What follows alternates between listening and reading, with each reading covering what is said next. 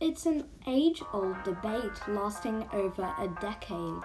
Android or iPhone? Watch the entire video to find out which one's right for you. Manufacturer choice. Winner, Android. With an Android phone, you can choose whether you want a phone that has military-grade protection, a phone with a stylus, a phone with a massive battery, a phone with amazing performance, a phone that's crazy cheap, a phone with an amazing display, and so on. Apple, on the other hand, only releases about 3 to 5 iPhone models per year, so if you don't like any of the models, you have to wait until next year. iOS is the operating system that runs on iPhone devices. It is very secure due to the fact that it is closed source, albeit with some open source elements, and Apple doesn't share your data with other companies. Android has come a long way in terms of security, but it is unanimously agreed that iOS is more secure. Integration. Winner, Android. Simply put, Android works really well, even with other operating systems. With Windows, most Samsung Android phones can act as an input and your PC as an output. In fact, new Samsung tablets can even run a Windows-style OS called Samsung DeX OS. Samsung Android phones work well with smartwatches too, with the exception of Apple Watches. And because Google Inc., the maker of Android, makes apps like Google Docs, Google Chrome, and Snapseed, they simply work better on Android. Less hunger. Winner, iPhone. When you have a look at the specifications of Android phones and compare them to their iPhone counterparts, the iPhones do not look great at all.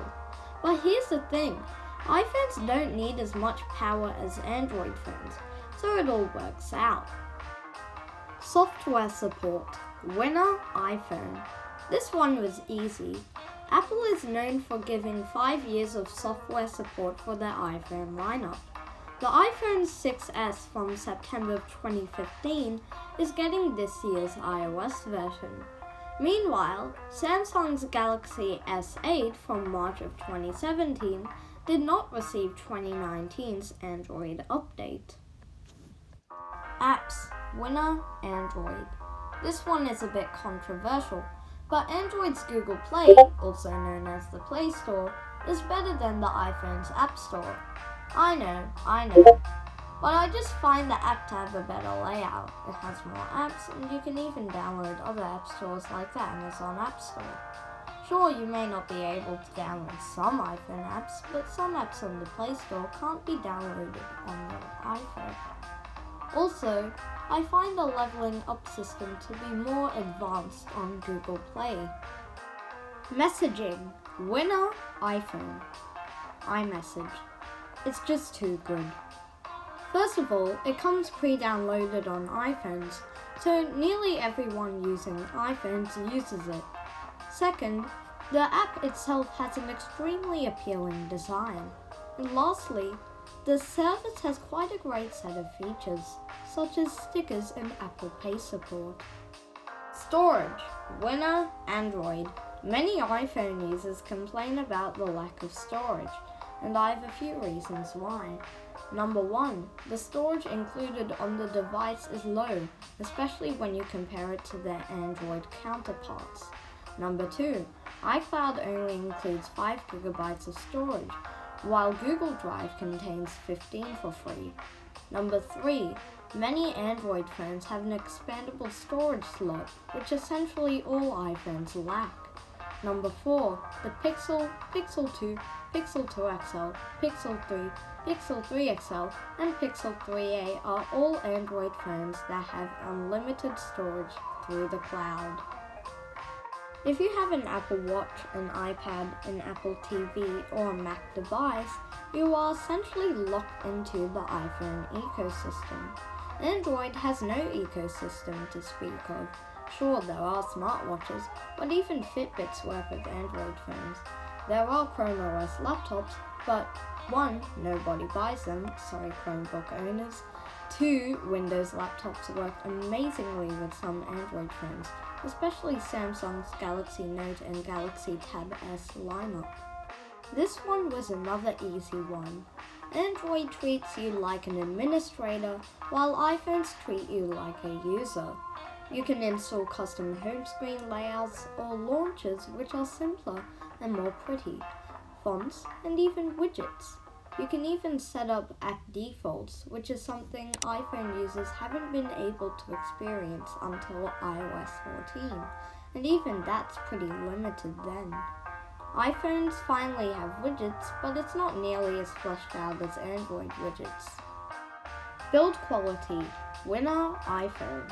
Android phones have come a long way since the plastic builds of the original Galaxy S.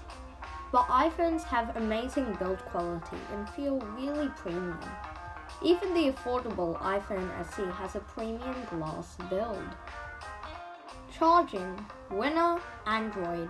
This one was too easy. Seriously, including 5-watt chargers in basically all of your iPhones is awful. Oppo, OnePlus, Xiaomi, Realme, and Samsung have been bending the rules of charging in Android phones, while Apple's iPhones are snail speed in comparison. iPhones are great for managing your family's technology usage with family sharing, and more. Android tablets are great for family sharing, but iPhone still reigns supreme in this regard. Displays. Winner, Android. Another easy one. Apple only used LCD panels until 2017, and even then, their so-called cheaper phones still use LCD, like the iPhone XR, the iPhone 11, the iPhone SE, and the iPhone 8 and 8 Plus. A lot of people use Apple services that only work with Apple devices, such as iCloud, Apple Files, Health, iMessage, etc. Most of the Android apps can be downloaded on iPhones, like Google Docs, Google Chrome, etc. Unlock methods. Winner, Android.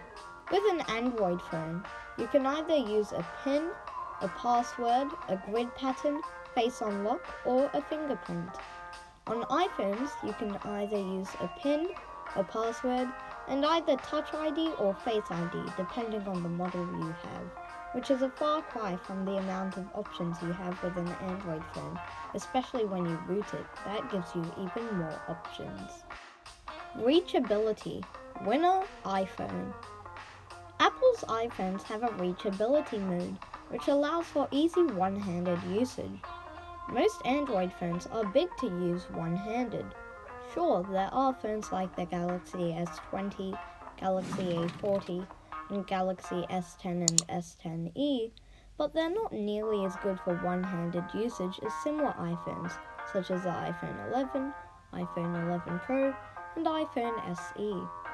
The accessibility feature feels really in-depth with iPhones. Sure, you can change some keyboard settings such as size and placement with apps like Gboard on Android, but iPhones are taking the cake for this one. macOS integration. Winner, iPhone. If you have a MacBook, you should consider getting an iPhone. The two work wonderfully together. You can even answer FaceTime calls on your Mac device. Google Assistant is the best voice assistant, period. You can easily set up custom commands, there's lots of fun things to do when you're bored, and it boosts your productivity by quite a bit. Sure, you can get it on iPhones, but the best version without a doubt is on Android, and there's so much more to do on Android with Google Assistant than iPhones. Universal. Winner, Android. Android phones don't change a lot based on the model version. Sure, some of the icons may look a bit different, but you don't need to relearn how to use your phone when you upgrade your OS. Some iPhone users complain about how all the updates force them to relearn how to use their phone, or they could just be boomers at tech, I don't know. Thank you for watching this video. I'd like to remind you that these are my opinions and both are great OSs. Like and share, because why not? subscribe and tap the bell icon to pay respect to my hard work in this video. Also join my Discord server and I'll catch you in the next one.